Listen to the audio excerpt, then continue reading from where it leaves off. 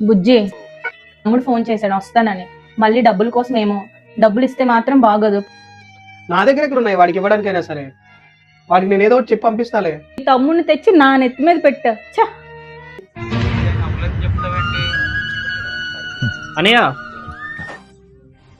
అనయ్య ఏం తమ్ముడు, ఏమైందిరా?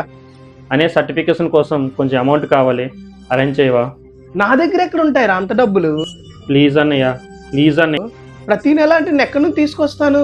అన్నయ్య అలా అనకన్నయ్య, ప్లీజ్ అన్నయ్య. అరే నువ్వు ముందు ఇక్కడ నుంచి వెళ్ళు. ప్లీజ్ రా కొంచెం. అరే కష్టం కదా, పోరా నువ్వు. వెళ్ళరా, వెళ్ళు ఇక్కడ నుంచి.